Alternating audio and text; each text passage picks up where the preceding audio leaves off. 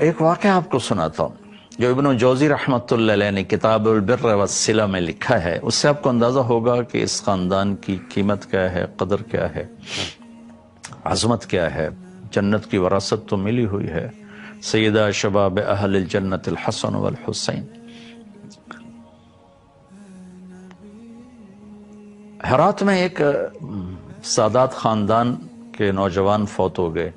ان کی بیوی اپنی بچیوں کو لے کر سمرقند ہجرت کر گئیں کہ کوئی اسباب معیشت نہیں تھے ہرات میں.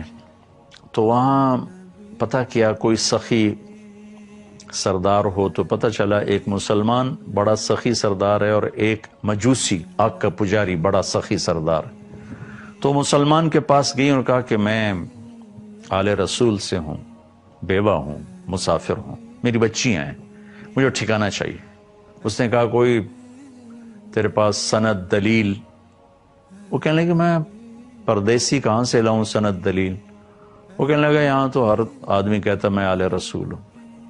تو وہ چلی گئی مجوسی کے پاس، آگ کا پجاری. کہا میں مسلمانوں کے نبی کے خاندان سے ہوں، پردیس میں ہوں، ٹھکانہ چاہیے. اس نے ایک دم اپنی بیوی کو ساتھ بھیجا جہاں بچیاں انہوں نے مسجد میں بٹھائی تھی، لے کر اپنے گھر آ کے سمرقند ٹھنڈا علاقہ ہے، کھانا کھلایا، سلایا.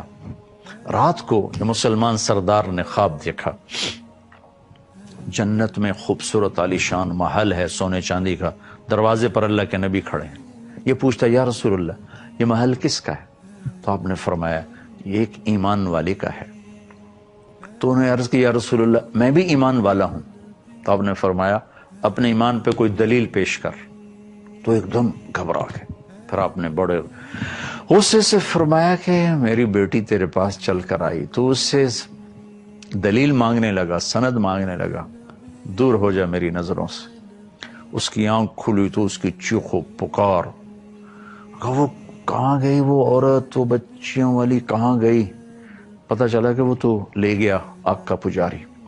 تو ننگے پاؤں ننگے سر بھاگ دوڑ دوڑ دوڑ دوڑ دروازے پہ دستک دی. وہ باہر نکلا، کیا ہوا؟ کہا وہ خاتون اپنی بچیوں سمیت مجھے واپس کرو، وہ ہماری مہمان ہے. کہا حضور یہ سودا نہیں ہو سکتا. وہ کہنے لگا 300 دینار لے. 300 دینار بہت بڑی رقم تھی اس زمانے میں. کہا 300 دینار لے لو، وہ خاتون بچیاں مجھے دے دو. کہا حضور بن دیکھے کا سودا کیا تھا، اب تو دیکھ چکا ہوں، اب کیسے واپس کروں؟ آپ نے خواب دیکھا، میں نے بھی خواب دیکھا. جب آپ کو ڈانٹ پڑ رہی تھی خواب میں بھی اسی خواب میں موجود تھا. پھر آپ میری طرف متوجہ ہوئے، فرمایا کہ تو نے میری بچی کو ٹھکانہ دیا.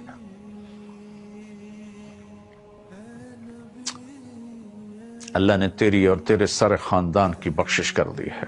اللہ کے محبوب اور مقرب بن جاؤں گی. اوروں کا عیب دیکھنے سے آدمی اللہ کی نظروں سے گر جاتا ہے. اور ہمارے یہاں تو صرف عیب ہی نہیں دیکھے جاتے، جھوٹے الزام بھی ہیں، بہتان بھی ہیں.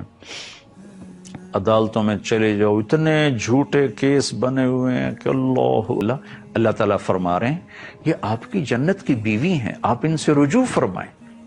اور دوسرا فرمایا ایک وجہ یہ بتائی، دوسرا یہ بتائی کہ اگر آپ نے ان کو طلاق دی تو میرے عمر کو بڑا دکھ ہوگا، اس کا دکھ دور کرنے کے لیے آپ ان سے رجوع فرمائیں. تو اہل البیت پر زکوٰۃ نہیں، ان کو پوری امت کے ذمے ہے کہ ان میں اگر کوئی غریب اور فقیر ہے تو ان کو ہدیہ دیا جائے، زکوٰۃ نہ دی جائے.